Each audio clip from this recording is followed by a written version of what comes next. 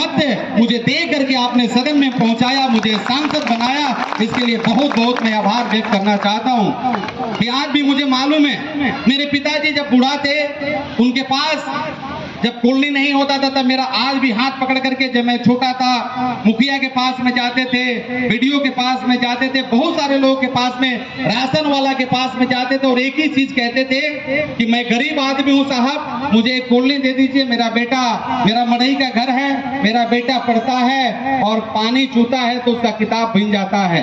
लेकिन दुर्भाग्य है, मैं आपको बताना चाहता हूं, आपको पता होना चाहिए, इस कुदरा शहर में मेरे पिताजी पैदा हुए थे, बहुत बड़ा नाम वाले नहीं थे, मजदूर तबके के थे, मजदूरी करके उन्होंने एक अच्छा काम किया, उन्होंने मुझे पढ़ाने का काम किया।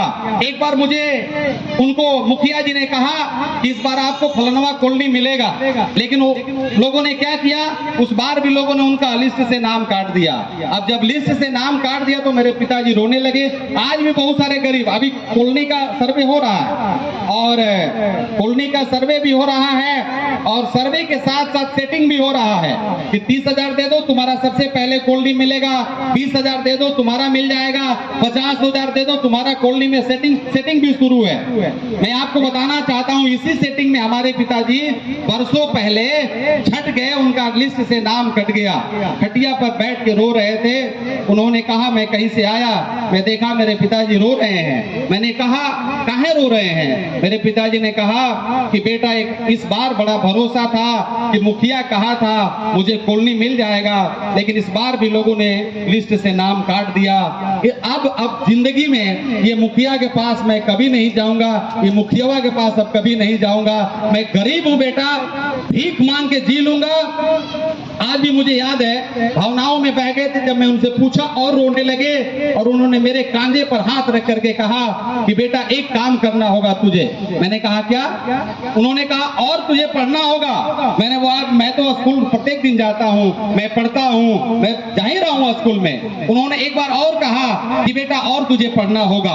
आज भी मुझे याद है उन्होंने एक वर्ड बोला कि मेरा तस्वीर, मेरा पेंशन और ये राशन कार्ड मांगने नहीं जाऊंगा। मेरे पिताजी दुनिया से चले गए, 2014 में नहीं रहे, कॉलोनी आजीवन नहीं दिया, राशन कार्ड आजीवन नहीं दिया और ये जितने भी वृद्धा पेंशन जीवन भर नहीं दिया। लेकिन मैंने संकल्प लिया है इस बार, वैसे भाई, वैसे हमारे पिता, वैसे चाचा जिनके पास में कॉलोनी कभी नहीं मिला, जिनको रहने के लिए जमीन नहीं है, ये फूल का बात बाद में होगा, लेकिन इस मन से मैं आपको आज ऐलान करके कहना चाहता हूं, चाहे रामपुर गांव के लोग हो, कुदरा प्रखंड के लोग हो, सासाराम पार्लियामेंट के लोग हो, दोनों जिला में कहीं भी रहने वाले लोगों, बिहार प्रदेश का लोग हो, मैं इस मन से आपको कहना चाहता हूं, एक और मुझे पद मिला है, आपको पता नहीं होना चाहिए, पूरे भारत भर का consumer affairs, food and public distribution में मुझे पूरा भारत भर का मेंबर बनाया गया है, जिसमें राशन बांटने का काम किया जाता है। मैं आप लोगों को इस मन से मैं कहना चाहता हूं, जिसके पास में कॉलोनी नहीं मिला होगा, जिसको जमीन नहीं है रहने के लिए, आप जरूर मुझसे संपर्क कीजिए, आपको जमीन दिलवाने का काम करूंगा, आपको कॉलोनी दिलवाने का काम करूंगा। यदि राशन वाला आपको राशन नहीं देता है, वो उसमें भी आप संपर्क कीजिए। मैं आप लोगों का जो ये सब छोटा छोटा जो सुविधा है सरकार के द्वारा जो चलाया जा रहा है, उसमें आप भरोसा रखिए, उसको देने का, दिलवाने का मैं काम करूंगा।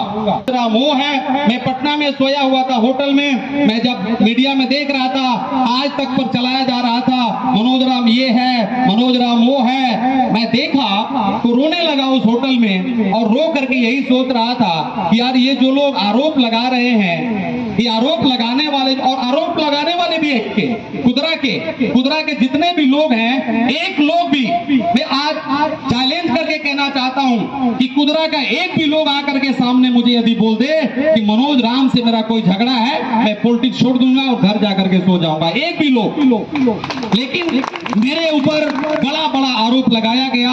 मैं होटल में था और जब था तो मैं सोच रहा था कि इतना भद्र और इतना गलत आरोप क्यों लगाया जा रहा है। तो मैंने सोचा कि यदि मैं भी डीएम का बेटा होता, मैं भी किसी बड़ा माफिया का बेटा होता, मैं भी कोई बड़े बड़े खानदान से आता, मेरा भी बैकग्राउंड बड़ा होता, मैं भी कोई बहुत बड़े ऑफिसर के घर से आता तो ये जो आरोप लगाने वाले वो डरते, आरोप नहीं लगाते।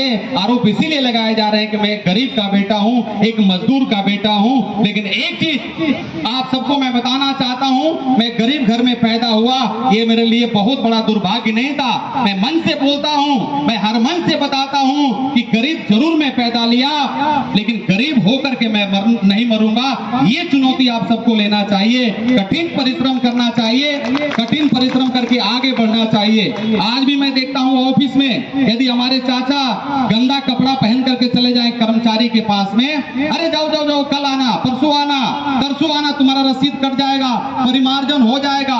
ये सर्वे हो रहा है, डाक बलौवल किया जा रहा है, 8,000 दे दो, 10,000 दे दो, जमीन दूसरा तरफ चला जाएगा। मेरे मित्रों, आप सबसे मैं बताना चाहता हूँ, ये देश जो है ना, लोकतंत्र का देश है, आपका देश है, जनता का देश है, कोई राजा का देश नहीं है कि फरमान जारी कर दिया और उस फरमान को हम मान लिए और वो जो कहेगा वही मानेंगे। आपको एक चीज और बताना चाहते हैं, कल एक बहुत बड़ा सभा हुआ भभुआ में, हम लोग ने रैली किया स्मार्ट मीटर को लेकर के। बगल की एक माता आई थी, विधवा थी, असरफी देवी नाम था, कर्मा के थी। उन्होंने कहा कि सांसद जी, मैं विधवा हूं, मेरे पास सब्जी किनने के लिए पैसा नहीं है और इन लोगों ने 45,000 का बिल दिया है। आप लोग के पास भी आ रहा होगा, आप लोग को भी ये मीटर जो है ना, आपको मालूम नहीं है, ये जो स्मार्ट मीटर लगने वाला है, स्मार्ट मीटर में एक रियलिटी ये है कि गर्मी के दिन में जितना गर्मी होगा उसका जो मीटर है फटाफट बहुत चलेगा। ये जो पुराना वाला मीटर है वो गर्मी और ठंडा से इसको कोई मतलब नहीं है, लेकिन ये जो अडानी गौतम जी का मीटर लगने वाला है, ये गर्मी से भी मीटर जो है वो बढ़ेगा, घाम से भी, धूप से भी जो हीट होगा उससे भी ये मीटर बढ़ेगा। इसीलिए सावधान रहना होगा। आपका भाई, आपका बेटा, कहीं भी आपको लगे कि परेशानी है, मैंने एक बहुत बड़ा, पहला हम लोगों ने सभा किया कांग्रेस पार्टी के नेतृत्व में, एक बहुत बड़ा सभा कल भभुआ में हुआ और मैं निर्णय लिया कि ये स्मार्ट मीटर को हम लोग बहिष्कार करेंगे, ये स्मार्ट मीटर हम लोग नहीं लगाएंगे। हमारा जो पहले का मीटर है वही रहेगा। अब ये मीटर लगा रहे हैं, कह रहे हैं कि 7 दिन के बाद यदि पैसा खत्म हो गया तो 7 दिन तक बिजली रहेगा, उसके बाद फिर आपको बिजली नहीं मिलेगा। अगर कोई गरीब आदमी है जिसका घर में शादी हो जाए, उसके पास में पैसा शादी करने के लिए नहीं है और आप लाइन काट दीजिए, कहां से वो जिएगा?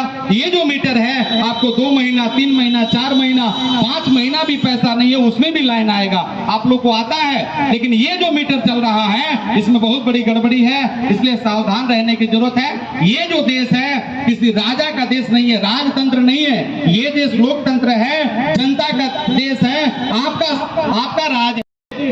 ये जो कर्मचारी हैं, सीओ हैं, कितना चरम सीमा पर डाक बलौवल कर रहे हैं परिमार्जन करने के लिए। आपका जमीन, आपका अपना जमीन, बाप दादा परदादा का जमीन, इन सारे चीजों के ऊपर में भी आप सबको ख्याल रखना होगा।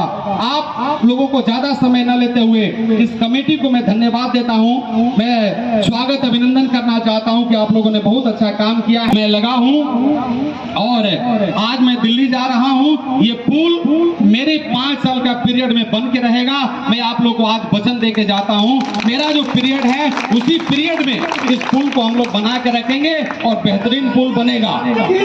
जब तक हो सकेगा मैं उठा नहीं रखूंगा। आपका भाई हूं, आपका बेटा हूं, आपका बीच का रहने वाला हूं कि जब कभी भी मेरा जरूरत पड़े आप नदी हिल जाइए, उस पार मेरा घर है। आप कहीं भी कोई भी समस्या है, चाहे वो जमीन का हो, थाना का हो, कोई भी समस्या हो। एक और चीज आपको मैं बताना चाहता हूं, इस कैमूर जिला का जो दिशा कमेटी होता है उसका चेयरमैन भी आपका मैं भाई बना है। इसलिए आप कहीं भी कोई भी समस्या हो आप कभी भी मेरे पास आ सकते हैं और आपका जो समस्या है उसका सुन करके बहुतायत रीति से मैं निवारण करने का काम करूंगा। इन्हीं चंद शब्दों के साथ एक बार फिर से इन सारे यहाँ के लोगों ने एक मुद्दा उठाया पुल निर्माण के लिए, इसमें आप क्या कहना चाहेंगे? देखिए, पुल निर्माण के लिए जो लिस्ट है वो मेरे पास में आ गया है और ये जो पुल है चौथा नंबर पर है। तो इसके लिए मैं यथक प्रयास करूंगा।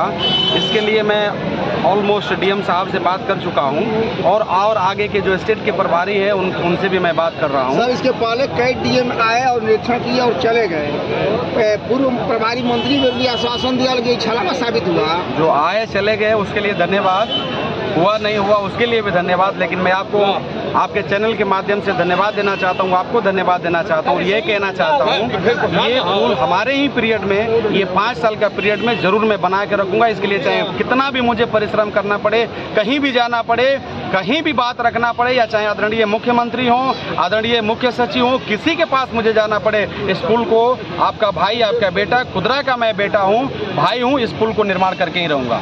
जैसे कि आपने अभी बताया कि बहुत सारे लोग हैं जो कि ब्लॉक स्तर पर कार्य करने के लिए पैसा ले रहे हैं, उसमें आपका क्या? देखिए, मैं आपका चैनल के माध्यम से बोल रहा हूँ, आवाज सहायक लोग सतर्क रहें। अगर इस बार किसी भी गरीब लोगों से आप डाक बलौवल किए और कॉलोनी के नाम पर पैसा लिए तो आप समझ लीजिए नपेंगे। और यही नहीं, कर्मचारी साहब, जितने भी लोग जमीन के जो ये सर्वे हो रहा है और धांधली हो रहा है, आप सतर्क रहिए। बहुत सारे हमारे लोग उतरे हैं फील्ड में और उन सारे लोग जांच कर रहे हैं कि हो क्या रहा है, उसकी सारा रिपोर्ट हम ले करके और बहुत बहुत बड़ा रूप में एक्शन लिया जाएगा। जैसा कि अभी आपने बताया कि परिमार्जन के लिए बहुत सारे लोग पैसे मांग रहे हैं, मुझे मिल रहा है, प्रत्येक दिन सूचना मिल रहा है, लेकिन उसका भी मैं वहाँ आदमी भेजा, उनको मालूम नहीं है, लेकिन ये आदमी हमारे गए हैं। जिस दिन प्रमाण मुझे मिल गया उस दिन ये सब नपेंगे। अच्छा, ठीक। बहुत बहुत